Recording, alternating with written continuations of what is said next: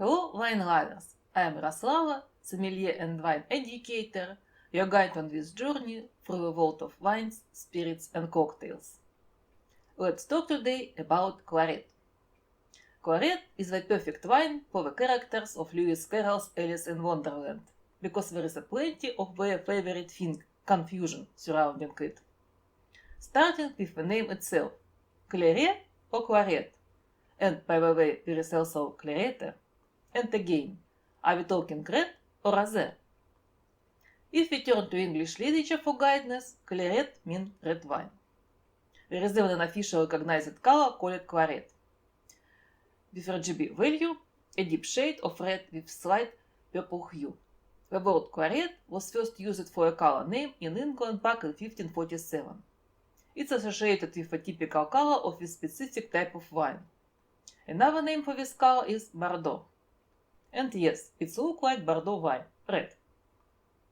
But if we take a closer look to modern Bordeaux wine classification, Claret refers to a pink wine, full of darker than your average rosé, and this time it's spelled Claret. So, is it Claret or Claret, red or rosé? Well, it depends on which side of the English Channel or La Manche you are standing on.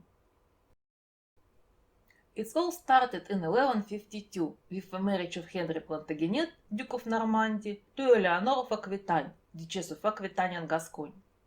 In 1154, Henry became King of England, and Aquitaine, including Bordeaux, became English territory. 300 years and 100 years later, Aquitaine returned to the French crown. By the way, 3 centuries of duty-free trade had firmly hooked the English to Bordeaux wine. Back then, Bordeaux reds were, in average, lighter and paler than today's version, and the English preferred to buy the lighter styles. That's how Bordeaux wine earned the old English name Claret, borrowing from the French word for light or pale in color. By the 16th century, as the English language evolved, Claret became Claret. Claret became the beloved wine of the English. By both in the vast quantity, and even after Aquitaine returned to France, the steady stream of ships carrying barrels and jugs of claret across English Channel never stopped. Claret has always been popular in English market, and has longer considered the main wine of England. Even at the beginning of 18th century, during the Wars of the Spanish Succession, when the trade between France and England was extremely difficult, the English still tried to get their hands on claret by any means necessary, whenever smuggling or piracy. Until around the 19th century, England remained the primary external consumer of Bordeaux wines. In the 19th century, things began to shift. On one hand, Bordeaux wines themselves evolved. Full-bodied, more intensely colored wines began to be produced in larger quantities than before. On the other hand, by this time, the term claret was being used to refer to any red Bordeaux wines, not just light or pale versions. Clarets by then had achieved wine international recognition. And, unsurprisingly, winemakers for both New World and the Old World began labeling their red wines, made in Bordeaux style, as clarets. California clarets appeared, followed by German, Australian, South African clarets and more. No one owned the right for the word claret. The English had coined the term for wines they did not produce themselves, so there is no one to dispute the growing use of the name. Interestingly, Bordeaux winemakers themselves did not traditionally use the word claret for their wines. Sometimes they appeared on the label for wine exported to England, but it was never the official term, just the name for English consumer would easily recognize. However, in 2011, Bordeaux producers decided that after so many years for everyone calling their wine claret, it might be time to make the use of them themselves. Since 2012, they had started using the term Claret de Bordeaux for red wines made in the original medieval style, light, bright and fruity. It's still not an official classification, just a stylistic designation. But if we are talking about official classification, there is one worth noting. Since the mid-20th century, the Bordeaux Claret Appellation Contrôlée has existed in Bordeaux. And, you may guess, it produces Claret, V5. Claret can be produced anywhere within Bordeaux. It's a deep pink wine, much darker and more intense than the regular rosé that Bordeaux also produces. Standard red rosé grape varieties are used to make Claret, Merlot, Cabernet Sauvignon, Cabernet Franc, Carmenère, and Petit Verdot. The production process falls somewhere between red and rosé winemaking. For Bordeaux rosé, similar to most rosés around the world, red grapes are crushed and the skins and juice are left to macerate together for up to 12 hours. In that short time, some pigment passes into the juice, but tannins do not. Then the pale pink juice is drained from the skins. For Bordeaux Claret, however, the juice stays with the skins for 24 to 48 hours, and sometimes even longer. For example, Chateau Tucard keeps its claret for skins for 72 hours.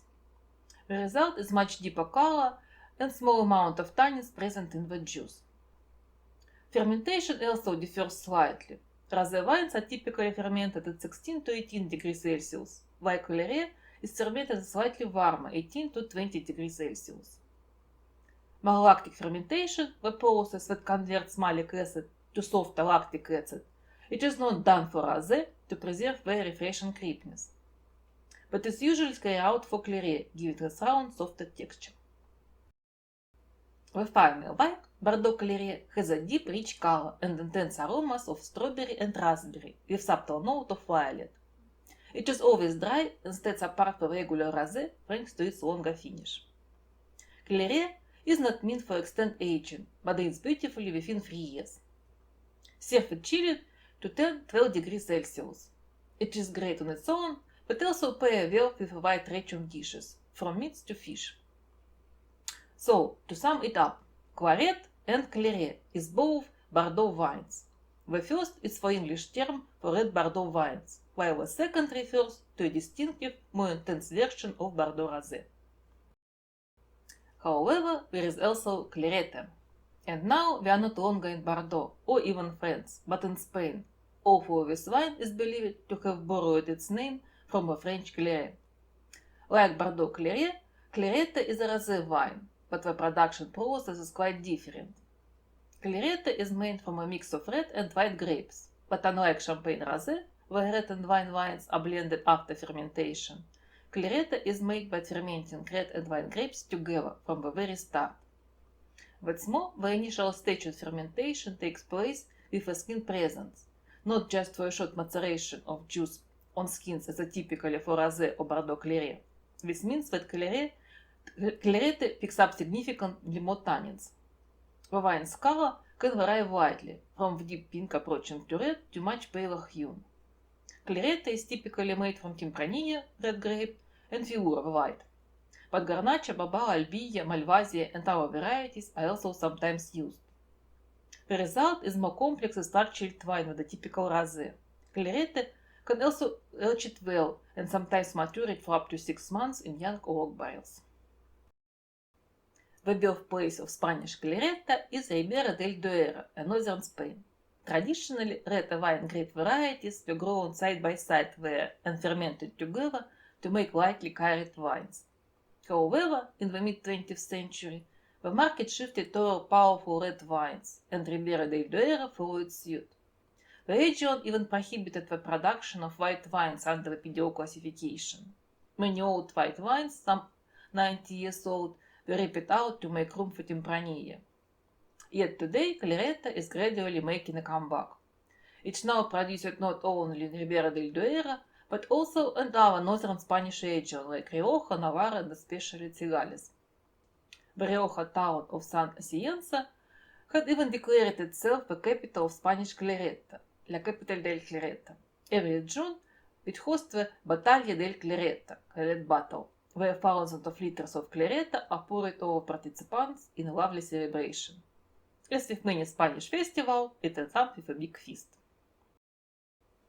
So, the entire Claret story began with the English love for light, bright red Bordeaux wines, which they call it Claret. From this, now we have 3 distinct Clarets, 1 red and 2 pink. Claret is an official English name for the red Bordeaux wine, and by extension for Bordeaux-style red wines made around the world. Claret is a specific style of dark rosé produced in Bordeaux, protected under Bordeaux Claret Appellation Contrôlée. Clarete is a unique Spanish pink wine made from a blend of red and white grapes, using its own traditional winemaking method. And even though these names differ by just one letter, they represent completely different wines, though they do share a bit of historical and stylish kinship. As a bonus, to help clear any further confusion, let me mention Clairette. While the name sounds similar to claret, Clairette has nothing to do with it. Clairette is a white grape variety from southern France. It is best known as a base for sparkling wine produced in small D region of the Rhone Valley, namely Crémant de Die and Clairette de Die. You can find more about them in my video on Crémant. Link is in the first comment.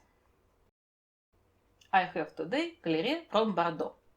Bordeaux Clairette Appellation Contrôlée 2022 from Chevalier du Grand Robert. Made from 100% Merlot. Alcohol 25. Let's try.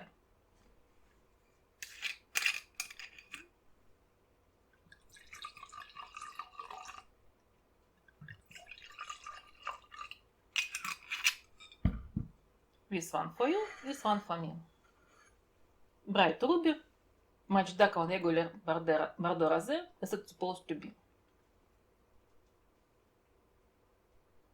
Sour cherry, cranberry, note of wet mossy earth.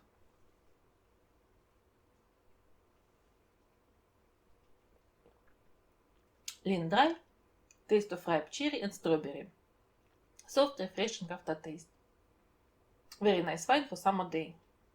Stay with me, subscribe to my channel. Feel free to ask questions and don't hesitate to support me. Santé!